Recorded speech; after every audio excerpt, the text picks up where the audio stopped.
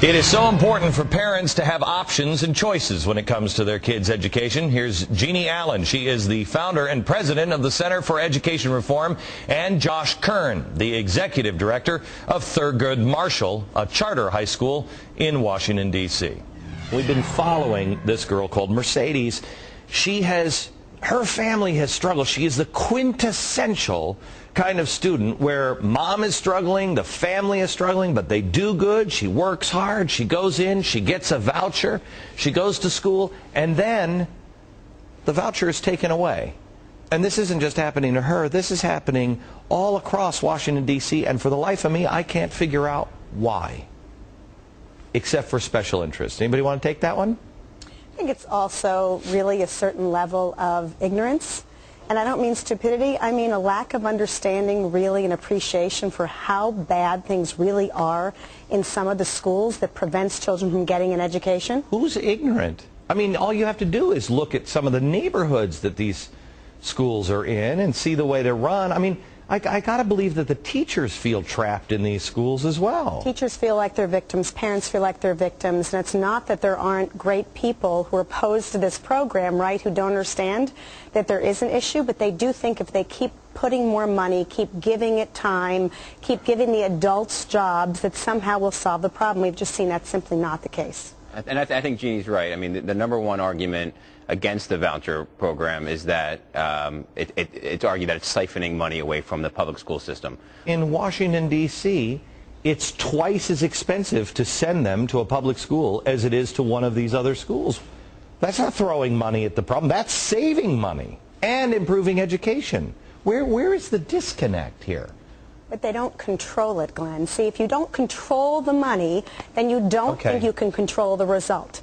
And so a lot of what government is, and it starts in Washington and emanates out, right, is about controlling it. And if they can't get their hands on that private school Mercedes is going to, or even Josh's charter school all the time, they think something must be wrong. So, Josh, how hard is it for you to, I mean, here you have charter school, to break out of the system? I mean, I think all options should be on the table. Right. I think anybody who can say, hey, I got an idea and it's better and it works, let's go, until it stops working and somebody else comes in and does it better. How difficult is it? Well, let me just say, I think there's a growing number of people who would share your opinion that all options should be on the table and that children have a right to go to a quality school. In the District of Columbia, there's one organization that charters schools, and that's the Public Charter School Board. It's a very rigorous process that you have to go through. It takes a couple years between the time that you submit the charter to the time that you can actually open your school. Funding is always an issue for charters. Finding a facility can be difficult. So there's a number of obstacles that charter school founders need to overcome in order to open a successful school. Can I tell you something? The one thing I don't understand, and I grew up in the 70s, and I went to a Catholic school, and we got funding from the church gave the funds for us to go because my dad was a baker and we were just regular schmoes. We used both sides of a piece of paper. We didn't waste anything. Well, I remember the first time when I went to a public school, it was in junior high, and I went to a public school, and it was like Disneyland. It was amazing. Why have we fallen into this trap that we think money is what solves it? I don't think money solves it. Where we build these palaces for some new schools. It's not necessary, is it? This is probably the biggest problem we have today, which is impacting the ability of politicians to understand why kids should have choices, why families should have all those options on the table. We simply don't understand in America how we spend money on education. The money that starts in Washington and the state capitals that we all pay does not go, for the most part, to the classroom. And yet we believe that somehow when we talk against money, we're talking against teachers and we're talking against our children, and we're not.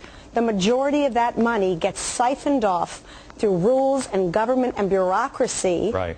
And it doesn't end up focusing on kids the way a lot of programs where money goes directly to schools, like charters, like voucher program schools, and like some more effective public schools where money has to be controlled at the local level. That's the bottom line, and that's not what's happening in most of the country. So why couldn't we, I mean, I know to talk a radical idea here, because I believe in small, very, very small government, but very powerful government at the local end.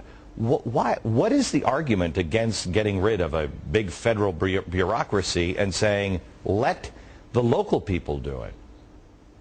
Josh? Well, I'll tell you, I can't make the argument against that. And I think in D.C. there are a number of people who are starting to argue for having more local control of the schools, including DCPS, the District of Columbia Public School System, is seeming to move towards a system that where the schools are managed at the school level as opposed to at the central office.